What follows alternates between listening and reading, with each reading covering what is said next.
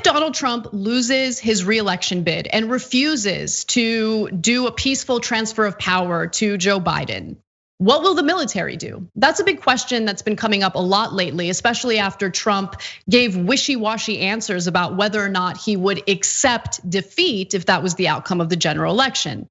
Now there are two veterans who have addressed this issue in an open letter to the Joint Chiefs of Staff General Mark Milley. And I want to read you some excerpts from it because it does give you a sense of how real this fear is. And these veterans certainly do want to make sure that there's a plan in place to ensure that Donald Trump stepped down. So John Nagl and retired Army officer Paul Yingling, a retired US Army lieutenant colonel, penned an open letter to chairman of Joint Chiefs of Staff Mark Milley, warning him that President Donald Trump might refuse to leave office in November and that the US military must be prepared to remove him. So part of the letter reads, the once unthinkable scenario of authoritarian rule in the United States is now a very real possibility.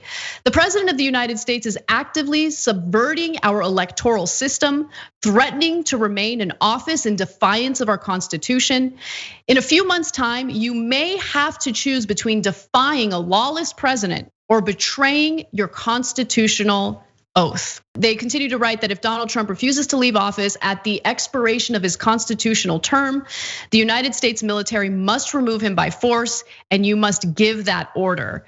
So they then go into some specific examples that they believe foreshadow Trump refusing to leave office. We'll get to those details in just a minute.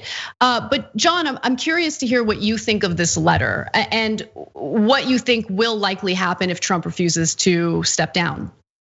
Yeah, I mean, I guess I should say that I, at least at this point, still think that it wouldn't happen.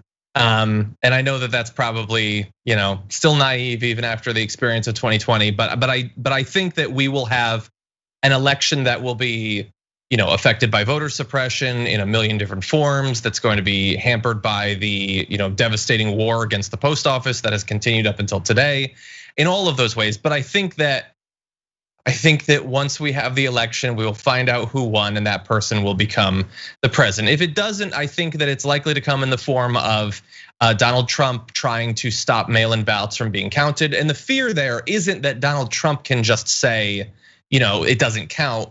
It's that he'll have the single largest media company behind him.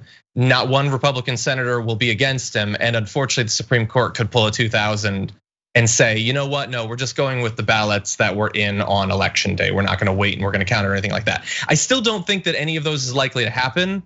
But if it were to go the route of the Supreme Court stepping in, where effectively it's them that stops Trump from losing rather than Trump just denying that he lost, that I'm more worried about, because we've already been through the experience of 2000 where the Supreme Court decided and it stood. That could happen again.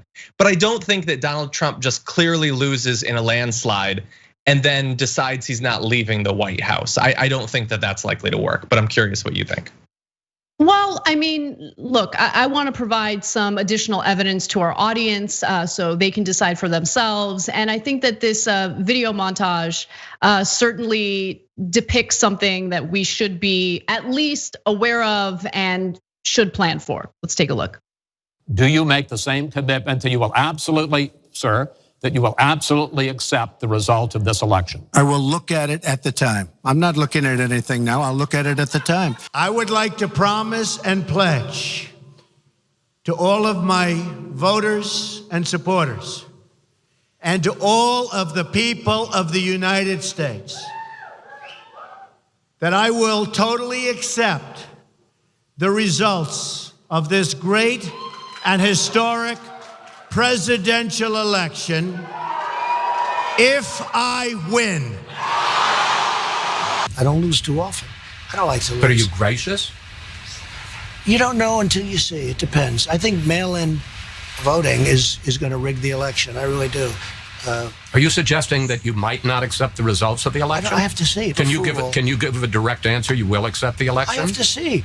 look, I have to see. No, I'm not going to just say yes. I'm not going to say no. And I didn't last time either. You told Fox News recently that you couldn't say whether you'd accept the results of the 2020 election. Hillary Clinton never accepted them. She conceded on them. She conceded on them. Doesn't accept them.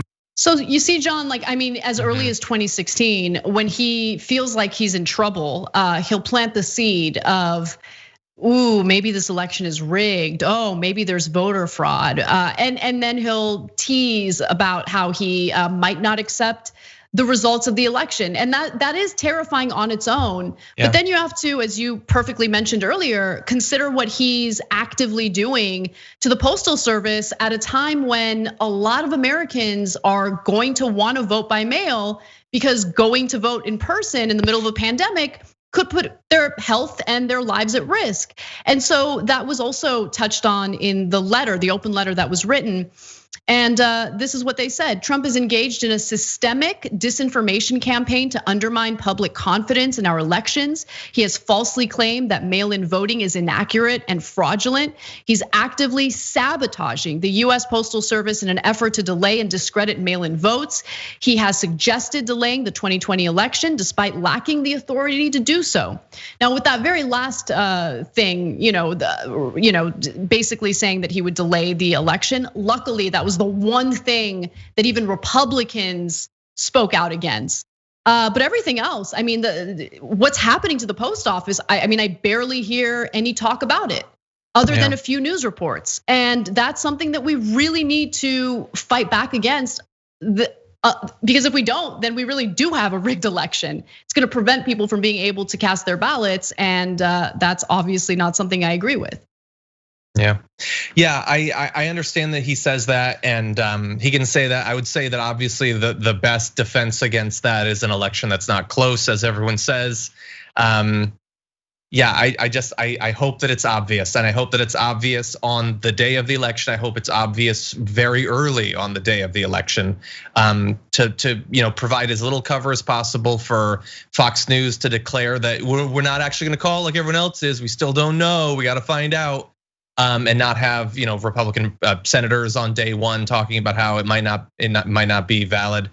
I don't know. It's gonna be a fraught period, election day, and likely the days after it. And even if Biden does win, man, buckle up for the time between then and inauguration, because Donald Trump can do a lot of damage even if he agrees to give up the presidency. Yeah, you're absolutely right. And then one final part of this letter that I want to share with you all, because this was the part that I think concerned me the most, because we've seen a little taste of it. They write that Trump is assembling a private army capable of thwarting not only the will of the electorate, but also the capacities of ordinary law enforcement. When these forces collide on January 20th, 2021, the US military will be the only institution capable of upholding our constitutional order. So what they're referring to there is how Trump has used federal agents against civilians. We certainly saw that happening in Portland. And it is terrifying when you consider that these people certainly did play ball. They took the orders from Trump, and they were absolutely vicious against many peaceful protesters. There were instances of people who were essentially dragged into unmarked cars by federal agents who hadn't identified themselves. It was terrifying, and I don't put it past Donald Trump to use anything and everything in his toolbox to try to stay in power. That's why I was so shocked when Cenk really thought that Trump would step down. He's not gonna step down. He's obsessed with power, he's obsessed with winning. And I think he would do anything to stay in power. And he's currently working on it with what he's doing to the post office and the narrative that he's putting out there about mail-in ballots. Thanks for watching The Young Turks, really appreciate it. Another way to show support is through YouTube memberships. You'll get to interact with us more. There's live chat emojis, badges.